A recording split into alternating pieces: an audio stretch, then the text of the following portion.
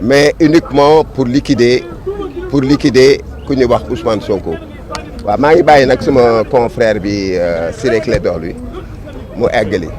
Alors, vous avez plaidé ce matin l'exception d'inconstitutionnalité, mais le juge a décidé de joindre cette question au fond. Déjà, est-ce que vous revenez sur Bon, voilà, il faudrait d'abord un bref rappel. Vous savez que depuis pratiquement 2 ans, le Sénégal a subi toutes les violences d'État possibles et inimaginables. C'est tout un système qui a été mis en branle contre lui. Il s'agit d'Ousmane Sonko, simplement parce qu'il incarne un destin et un programme, non seulement sénégalais, mais panafricain. C'est ainsi que des dossiers ont été créés pour empêcher sa candidature aux élections et notamment sa participation aux élections. Il y a eu l'affaire Adji Sarr. Le système pensait tenir Ousmane Sonko et l'empêcher de participer aux élections.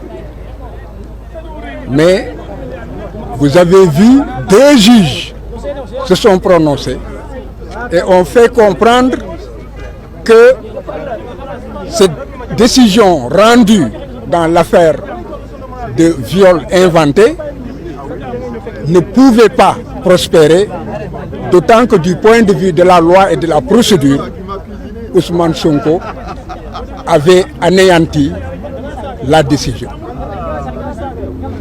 Ensuite, un homme politique a porté plainte. Cet homme politique lui reproche d'avoir exprimé son opinion et d'avoir informé la population de détournement et de malversation. Alors, il fallait donc faire un rattrapage. L'État s'est rapidement rendu compte que l'affaire Adji Sarr était une grosse farce et qu'ils allaient échouer sur ce plan. Alors Mame Mbaye Niang a été activé. Il est de l'État, il est du parti de l'État, il a les mêmes intérêts et il est dans le système. Alors, il a déposé une plainte. Cette plainte, en moins d'1 an, a brûlé toutes les étapes. Alors qu'il y a des procédures qui dorment 5 ans, 6 ans, 7 ans. Pourquoi? Parce qu'il faudrait avoir sur le plan juridique le moyen de justifier sa non-participation aux élections parce qu'il serait frappé effectivement de déchéance.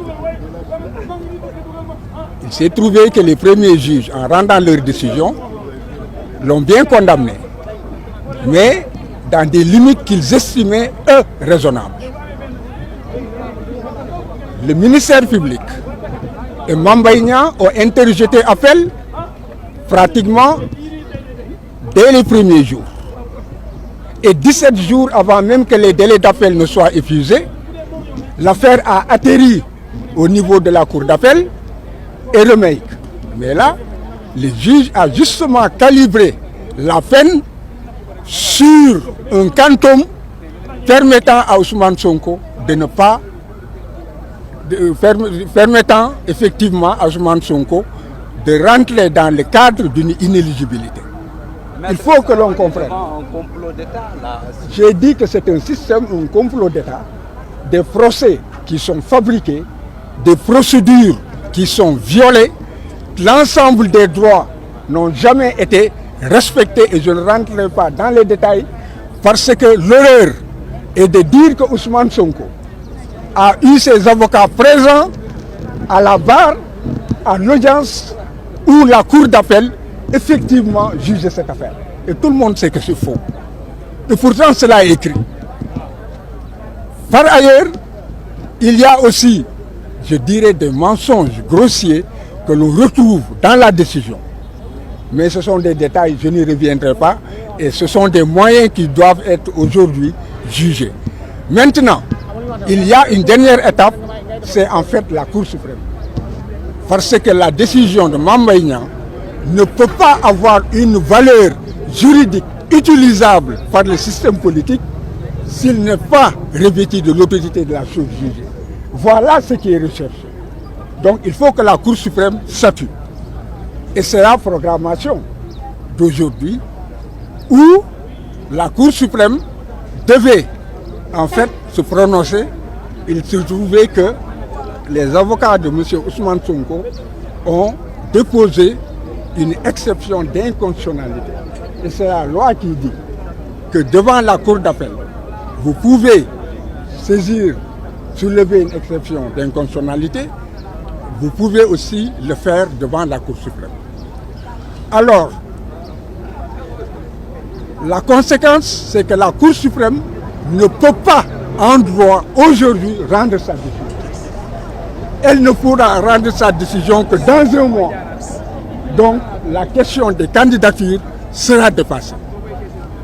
Et c'est pourquoi, aujourd'hui, tout le monde est en alerte pour savoir est-ce que la Cour suprême va respecter la loi sur le Conseil constitutionnel, sa propre loi organique, sa propre jurisprudence, où elle dit que si, au cours de l'instance, une exception d'inconstitutionnalité est soulevée, elle vérifie seulement sa compétence, la recevabilité du recours formé devant elle, puis, après cela, elle a l'obligation de surseoir à statuer et de renvoyer le dossier au niveau du Conseil constitutionnel.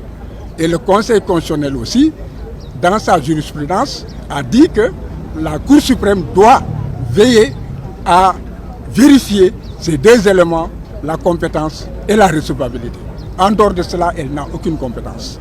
Donc, moi, en toute honnêteté, je ne sais pas, je ne connais pas cette procédure actuelle qui, en fait, est en cours. Parce que joindre l'exception au fond, cela veut dire que tout sera examiné par la Cour suprême. Alors que la Cour suprême a déjà examiné sa compétence. Si, en fait, elle ne l'avait pas examiné, l'audience ne serait pas tenue par une simple ordonnance. Elle aurait effectivement évacué la question. La Cour suprême a réglé la question de la recevabilité du point de vue de sa loi organique. Parce que si, en fait, il y avait la déchéance ou la forclusion, la question de la recevabilité du recours se posant par simple ordonnance, la Cour suprême aurait effectivement notifié aux parties la déchéance ou la forclusion. Elle ne l'a pas fait. Donc, du point de vue procédural, aujourd'hui, la Cour suprême sait que ces questions sont évacuées et qu'elle devait, après le rapport, entendre les parties sur l'exception d'inconstitutionnalité et maintenant renvoyer devant le Conseil constitutionnel en surseoir avec un sursis à statuer. Donc, pour l'instant, les avocats de M. Ousmane Sonko ont plaidé. En ce qui me concerne, je ne suis pas entré dans le fond, je m'y refuse, parce que du point de vue de la procédure, pour moi, c'est une absurdité. Et c'est un piège aussi à con. Elle doit se prononcer sur l'exception et on saura quels sont ses arguments. Maintenant, il y a une pause, ce seront les avocats de la partie civile. Ensuite, le ministère public, il n'y aura pas de réplique. La Cour rendra alors sur le siège sa décision ou bien elle fixera une date de délibération. En tout état de cause, je ne suis pas rassuré parce que du point de vue procédural, la pratique d'aujourd'hui, je ne la connais pas. Voilà. ci wolof maître parce que gis nañu ne dugal ngeen exception d'inconstitutionnalité mais juge bi dafa décidé ne da koy boole fond. waaw léegi liñ ciy wax moom moo di que ñëpp xam nañ ne que état bi lu ne mu ngi koy def pour Ousmane Sonko bañ a dem élection ci loolu la sant ay complot bu njëkk bi moom moo di complot Adji Sarr wante complot Adji Sarr ba mu jógee ak ba ñu gisee ay déclaration yi Adji doon def ak li ñu xam ci dossier bi leeroon na leen ne que lii du mën a def ci kaw loolu ñu jóg ci li nga xam ne que Ousmane Sonko ci benn déclaration dafa ne que am na benn rapport boo xam ne que dafa jàpp Mame Mbaye Niang maanaam ci gestion ba nga xamee ne que moom mu ngi yore woon Prodac